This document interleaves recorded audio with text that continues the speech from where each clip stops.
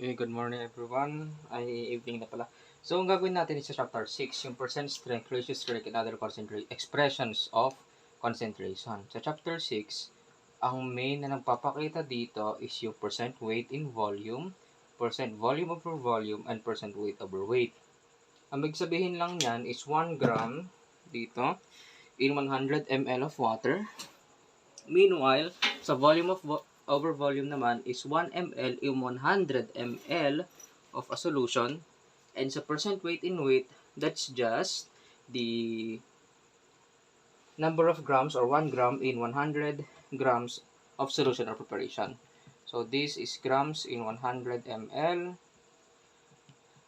ml in 100 ml, and weight over weight naman is yung grams in 100 grams. Nagagamit yan kagaya sa mga solutions na sinasabi nyo 1%. Either dalawa lang yung ibig sabihin ng 1% based sa problem solving. Either hanapin mo ang 1% sa total solution or i-express mo yung 1% into mg per ml. Mamaya mapapakita yun sa iba't ibang mga problem solving para mas madali maintindihan. First is yung percent weight in volume. Ang example nito is number 1.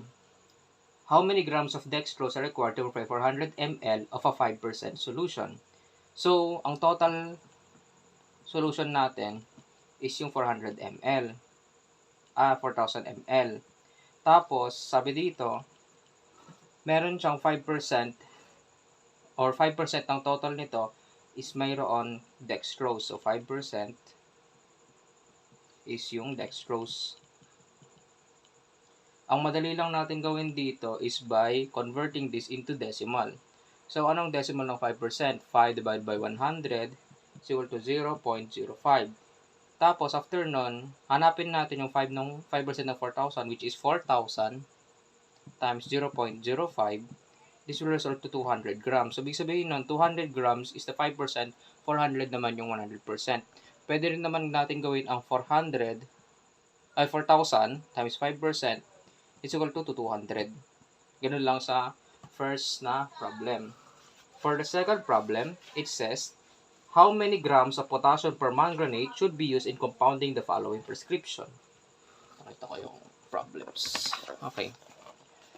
So, for number 2, nakasulat dito na may 0.02% ng permanganate. Tapos, may 250 ml yung purified water. Ngayon, yung 0.02% na yun, magde-derive siya sa 250.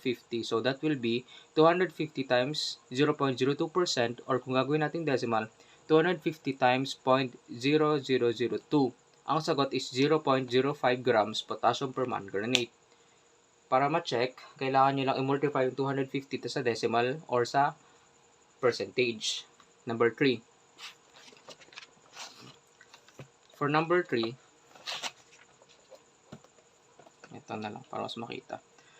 Cyclosporine ophthalmic emulsion contains 0.5% weight over volume cyclosporine in 0.4 ml vials. Calculate the cost of cyclosporine in milligrams per vial. So, ang gagawin lang natin dito is, di ba, 0.05% yung percentage natin. I-multiply lang natin yun sa 0.4 to get 0.0002 ml. Ngayon, yung problema, kailangan natin convert yung milliliters or yung unit into milligrams. Kaya, kailangan lang natin siya i-times ng 1,000. 0.0002 times 1,000 is 0.2 milligrams. Kasi nga, weight over volume. Weight over volume is yung 1 gram in a solution. Grams pa lang nakuha natin dito. So, kailangan natin yung 1,000 to convert grams into milligrams. Yun yung kailangan natin. Or, ay total sinasabi dito na in milligrams, hindi grams. So, kailangan natin siyang i-convert. So, yes, 0.0002 nga yung grams nun, pero 0.2 milligrams naman yung hinahanap. Next, the topical antibacterial solution contains 4% weight over volume chlorhexidine gluconate. Now, it says that in Yun yung 4% na yun is nasa loob ng 4 fluid ounce containers. Ngayon, yung 4 fluid ounce containers, kailangan natin muna i-convert to in milliliters. So, 4 times 39.57, 118.28. Ang tanong, ano ang 4% ng 118.28? So, ang weight over volume niya is 4.73 grams. So, parang i-multiply mo lang yung percentage or ratio sa total solution. Kasi sinasabi dito na 4% ng solution is yung chlorhexidine gluconate. Next, Binapros ophthalmic solution contains 0.03% weight over volume of drug in each 2.5 ml. Calculate the micrograms of Binapros in a container of solution. Ito, try natin. Sabi dito, meron tayong 2.5 ml of solution. Tapos, kailangan natin mahanap ang 0.03% niya. So, 2.5 times 0.03 is equal to 0.12375 grams. Pero, kailangan natin ng mcg. So, ko-convert muna natin yan into milligrams. 0.00075 divided by 1,000 para makuha tayo ng 0.75 milligrams. Ngayon, milligrams to mcg. Ay, ito times pala yan. Times. So, 0.75 milligrams times 1,000 is equal to 750 micrograms. Laging tandaan na kung meron tayong malaking unit papunta sa maliit na unit, that is multiplication. Kung maliit na unit naman like mcg, papunta sa milligrams, mcg is much smaller than mcg is much smaller than milligrams, which is 1,000 times smaller. So, multiply natin ng 1,000 para maging 0.75. Yun din yung dahilan kung bakit ang 1 kilogram is 1,000 grams. That's because kg each mas malaki siya kaysa sa grams. Sorry, nagluko yung camera. So, 1 kg times 1,000 over 1 kg grams is equal to 1,000 grams. And vice versa, kung meron tayong 1,000 grams, which is maliit, papunta pa palaki, kung i-convert natin to sa kilograms, times 1 kg over 1,000 grams, that will be equal to 1 kg. Ganun lang siya. Dapat tandaan kung kailan magta-times, kailan magdi-divide. Next. Percent volume in volume. Dito naman, medyo may iba na yung formula natin. Kasi, same formula naman, pero iba yung pag-a-analyze. So, for number 1, how many milliliters of liquefied phenol should be used in compounding the following prescription? Ipakita ko muna to. So, how many milliliters of liquefied phenol should be used in the compounding of the following prescription? Liquefied phenol is 2.5% in 240 ml. Ang gagawin lang natin dito is i-multiply yung 2.5% sa 240. 240 times 0.025. Yung 0.025 is 25 divided by 100. Ang makuha natin is 6 ml. Next naman is in preparing 250 ml of a certain lotion, a pharmacist used 4 ml of a liquefied phenol. What was the percent volume over volume of liquefied phenol in the solution? So, ang gagawin lang natin dito is ratio and proportion. 250 ml is the total volume, so that is 100%. Hahanapin natin yung X percent. Yung hanapin natin is yung 4 ml. So, ilan ang 4 ml sa 250? Multiply mo lang dito, and doon, cross multiply lang. 400 is equal to 250x over 250. X is equal to 1.6 percentage. Ganun lang siya kabilis. Dapat, tandaan nyo na ang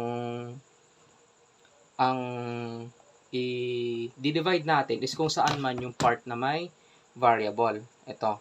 Para makancel yan, para maging 1x siya. Tapos ito, makuha na natin yung sagot. So, for number 3. So, for number 3, it says, what is the percent strength, weight over volume of a solution of 800 grams of a liquid with a specific gravity of 0.8 in enough water to make 4,000 milliliters? Ngayon, gagawin mo muna natin yung 800 grams kasi hindi pa to volume. Ngayon, parang dun sa chapter 5, we learned about specific gravity. Specific gravity is equal to mass over, grams or weight over volume. Specific gravity to. Yung weight natin is 800 grams. Tapos, ang specific gravity natin is 0.8. Ito yung hinahanap natin sa volume. Or pwede rin naman itong density, pero ganito na lang. 800 divided by 0.8 is equal to 1,000 milliliters. Ngayon, ilan ang percent strength nung 1,000 ml sa loob ng 4,000 ml? Sa sinabi kanina, 4,000 ml is the total. So, that is 100%. Meanwhile, 100 ml, hinahanap natin yung, 1,000 ml, hinahanap natin yung percentage ito. So, ratio and proportion lang ulit. 4,000 divided by 100% is equal to 1,000 over x percentage. Cross multiplication, 4,000 x is equal to 1,000,000, 100,000 divided by 4,000, x is equal to 25%. Ayan. To check, multiply 4,000 by 5.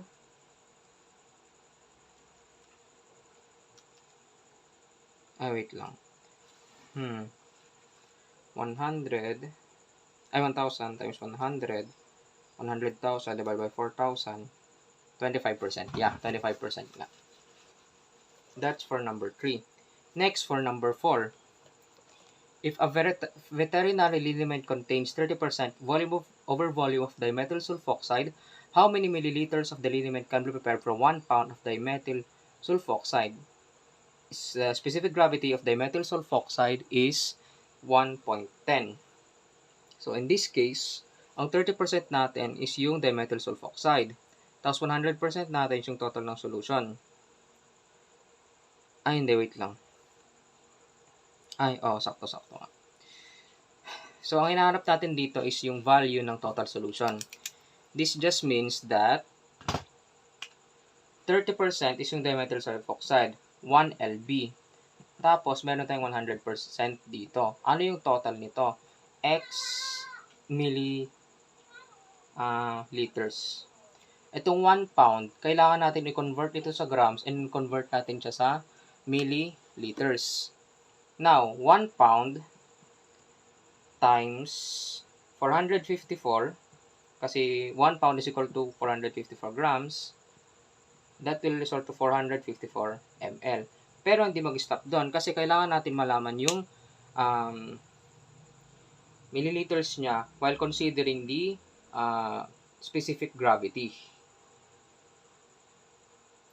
454 milliliters, that's just only one specific gravity. So, ang hanapin natin volume. Volume is equal to weight divided by specific gravity. Ang weight natin, or in this case, volume is 454. I-divide natin siya by 1.10 to get 412.7 milliliters. So, ang gagawin natin dito, 412.7 milliliters is the 30%.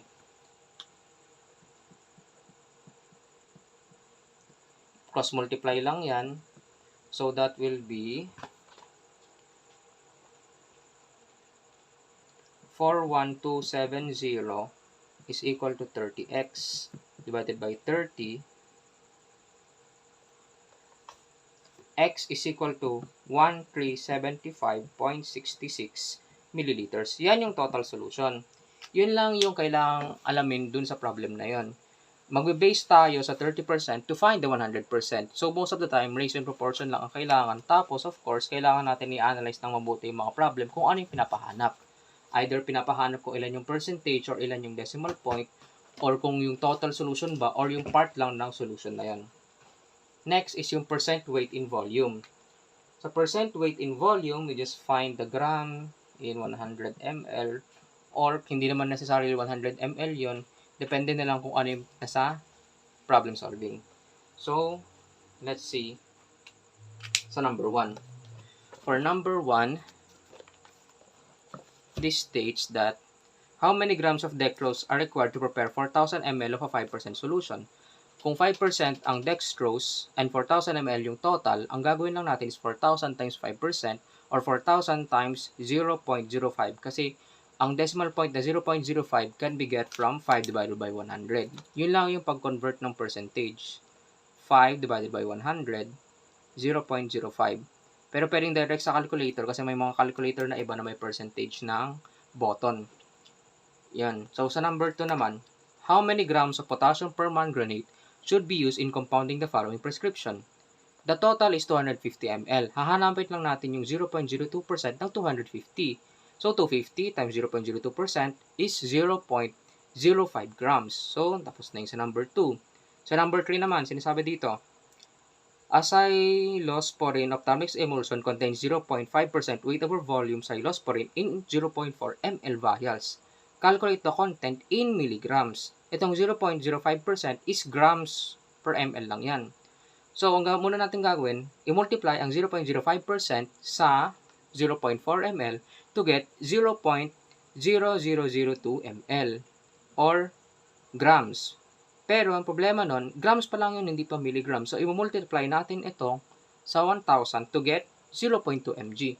Always remember na weight over volume always talks about gram being the weight and yung volume, kahit ano na yan, parang X volume. Itong X na to, pwede siyang 1, pwede siyang 10, pwede 4,000, depende na lang sa binigay na problem. Parang yung sa kanina, this states that the solution contains 0.05% of cyclosporine in 0.4 ml. Weight over volume. Wait lang. 0.05% weight over volume. That can be said as 0.05% grams in 0.4 ml. Grams pa lang yan. So, we'll convert it into milligrams or mcg, depende sa kung ano tinatanong. Kahit ang bigay ba sa atin is, sabihin natin, 4 liters, pwede ding 4 fluid ounce, or 4 pint. Ang hindi magbabago dito is itong grams na to. Laging grams yan. Ang gagawin lang natin is to convert the unit of our volume into milliliters to make it easier to solve.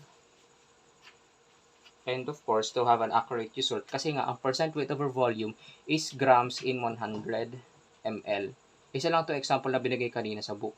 Pero ang kailangan tandaan dito, grams dapat ito, tapos ito ml, para tama yung solution.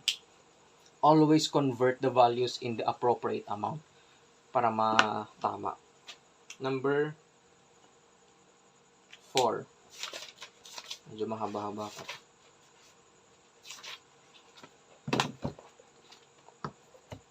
So, let's try naman muna sa percent volume in volume para mas mabilis. Ang sabi dito, how many milliliters of liquid phenol should be used in compounding the following prescriptions? Kaya kanina to 40 times 2.5% lang yan. Next, in preparing a 250 ml of solution, a pharmacist used 4 ml. What was the percent volume over volume of a liquefied phenol in the solution? So, as usual, we designate 250 as the 100%. Ratio and proportion, 4 ml. Ang tinatanong sa akin, ilan ang percentage ng liquefied phenol sa total solution? So, cross multiplication lang yan. 4,000 is equal to 250. X, 250, 250. X is equal to 25%. Ganun lang siya kabilis. Next, if a tertiary liniment contains 30% weight over volume of a dimethyl sulfoxide, how many milliliters of the liniment can be prepared from 1 pound of dimethyl sulfoxide? Specific gravity is 1.10. So, ang gagawin natin dito is convert lang yung 1 pound into grams. So, 454 divided by 1.10 kasi volume is equal to weight divided by specific gravity, we get 412.7 ml. Tapos yung 412.7 ml na yun is yung 30%. Meanwhile, hinahanap natin kung ano man yung decimal place ng 100%. So, ang sagot is 1376. Kasi cross-multiply lang din yan. Post na lang yung video para mas magets. Pero ito, yung isa kailangan din maturo. Kasi ito yung medyo nakakakalito. Ay, ito rin pala sa... Ano, mamaya na lang pala yan. So, first, percent weight in weight. That just means 1 gram per 100 gram. Ang kailangan lang natin tandaan yung unit ng gram and unit ng gram. This can change, hindi to constant. Ang constant lang is itong gram and yung sa gram sa kabila. So, let's try.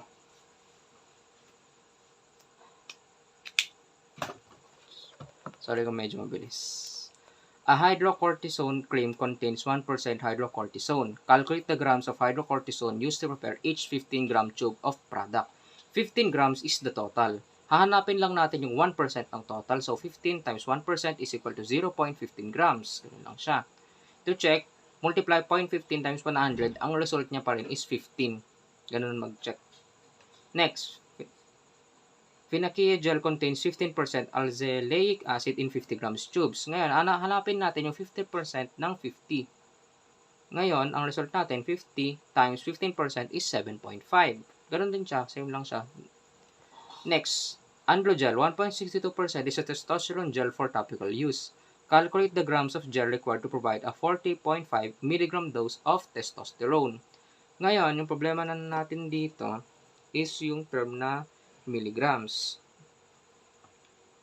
Ang una muna natin gagawin is to wait lang ha.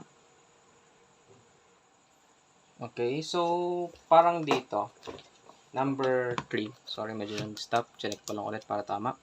So, ang androgel is 1.60% is a testosterone gel for topical use. Calculate the grams of gel required to provide a 40.5 mg dose.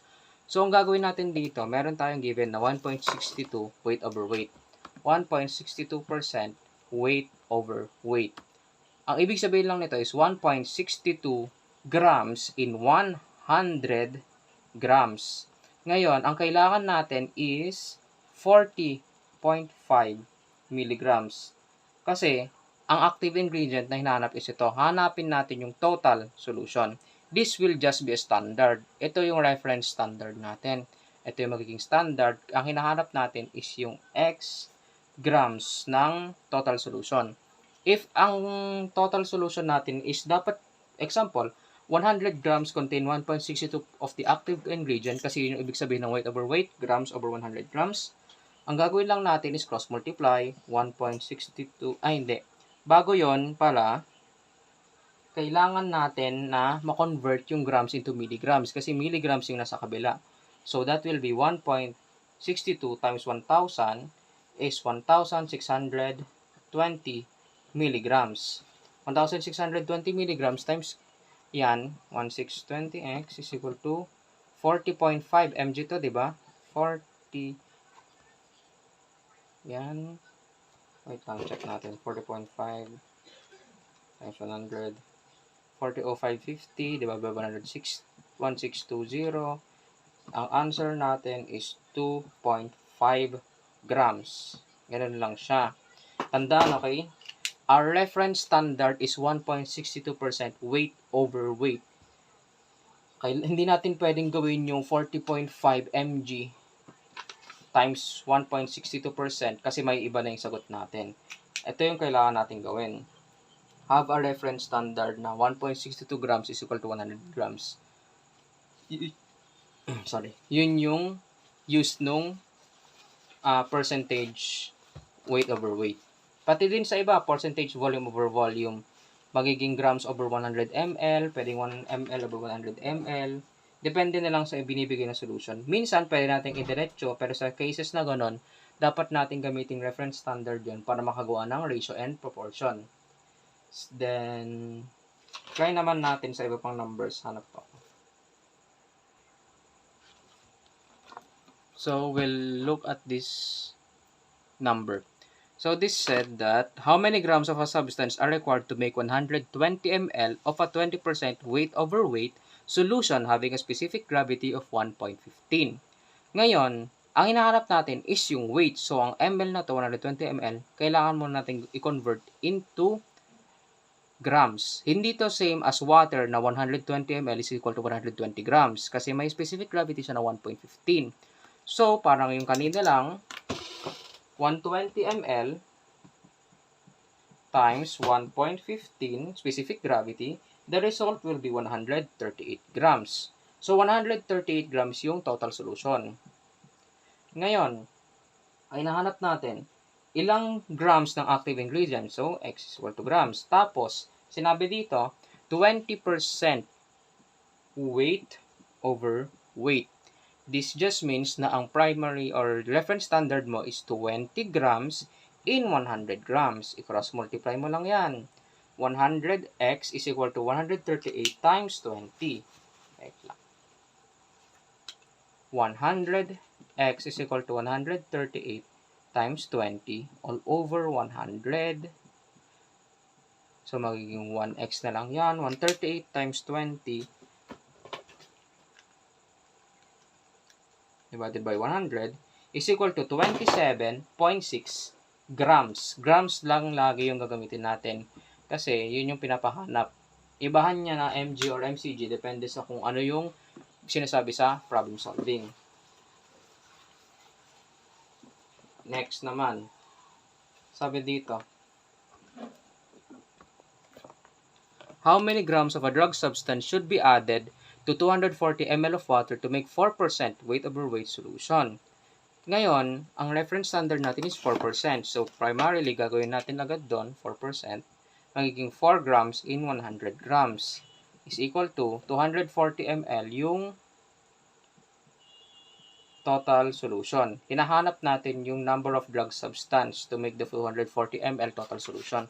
So, cross multiply, 100x is equal to 240 times 4, 960. Ay, wait lang. Ay, wait, nagkamali. Ulit natin. Kasi add to make 240 ml of water.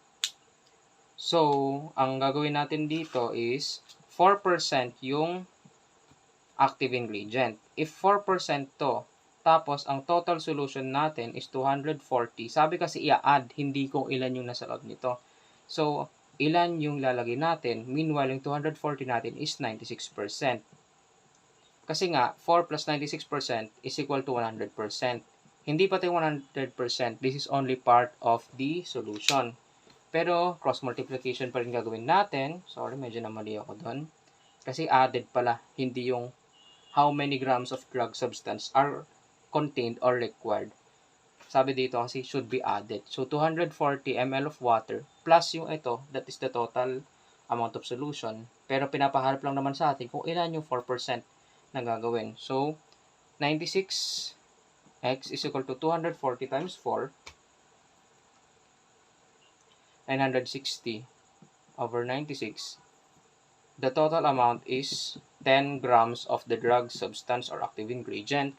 Yun yung ilalagay natin sa tubig. Kasi, ito yung 4%, ito yung 90% to make a whole of siguro 250 grams. Sorry, medyo nagkamali dun. Pero sana nakaka-help pa rin. Next, ito is ating solution where it is added. How should you prepare 100 ml of a 2% weight over weight solution of a drug substance in a solvent having a specific gravity of 1.25? So, nakasulat dito, how would you prepare? Tapos, sabi niya solvent. Hindi ito yung total solution. 100 ml lang yung solvent. So, ano yung solute natin? Yung solute natin is yung 2% weight over weight solution of a drug substance. Yung part natin ngayon is weight over weight. So, yung 100 ml, i-convert natin sa grams. Hindi natin pwedeng gawing 100 grams yan kasi may specific gravity siya ng 1.25. So, that will be 100 times 1.25 is equal to 125 grams. Ano to? 100% or 98%? In this case, dahil kasi solute lang ito, ay solvent lang ito, that will be the 98%. 98%, yun yung 125 grams. Hinahanap natin is yung other 2% na i-dissolve natin. As you can see, hindi 100% ang ginamit kasi solvent siya, hindi siya yung total solution. Ihanapin natin kung ilan yung ilalagay sa 125 grams to make the solution. So, yan, cross multiply lang yan. 98x is equal to 250 over 98 para makancel to. 250 divided by 98 is equal to 2.55 grams. That just means na yung 2% yung 2.55 grams na ililusaw mo dito sa 98%, which is yung 125 grams. Hopefully nakaka-gets pa. Medyo confusing din talaga tong chapter na to. And last for this part is that, ito yung sabi, if 1,500 grams of a solution contains 75 grams of a drug substance, what is the percent strength? Ang gagawin lang natin dito is make 1,500 grams, which is the solution, as the 100%. So, 1,500 grams is the 100%. Meanwhile, 75 grams, ilan yung percentage ito? Cross multiply lang ulit. 7500 is equal to 1,500. Yan, 1,500. Divide lang natin siya. X is equal to 5%. Ganun lang siya kabilis. Kung masyadong mabilis, just rewind the video a bit. Pero ganun lang yung procedure. I'm aiming to do a lot of videos ngayon, so sorry if hindi masyadong gets. I'll just repeat the video if medyo nakakalito na. Okay. Let's move on to the ratio strength. Sa ratio strength, almost ganun lang din yung procedure niya sa percentage strength. Pero ang kailangan lang natin tandaan bago i-start yung mga procedure is to convert the ratio strength into percentage. Kahit yun na lang ipakita ko para mas mapadali solution. Kahit ano naman solution, okay lang eh. So, meron tayong ratio na 1 over 5,000. So, yung 1 over 5,000 na yun, a really easy way to convert this into percent is divide 1 divided by 5,000 times 100 is equal to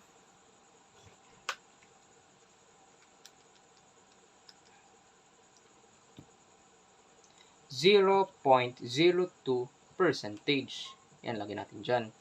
That goes the same for others then. Pwede rin naman sabihin natin, 50, ang ratio natin is 1,200. Ang gagawin lang natin ulit dyan is 50 divided by 1,200 times 100% para makuha natin yung percentage. 50 divided by 1,200 times 100.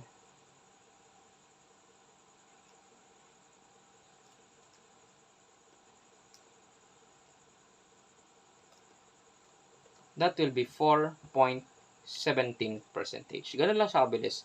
And you will use this in the weight over weight over volume, or volume over volume. Depende na lang sa pagkakaintindi. Basta kailangan nating tignan na kung ang binibigay na given is solute, solvent, or yung term na added, or kung yung binigay na malaking number, which is parang 240 ml, ganun, is the total solution. Para gawing 100% or 97% based on the given problem solving. Like, check na lang natin kung ano yung pinaka-required. Kung ano talaga yung pinapahanap. Yun lang.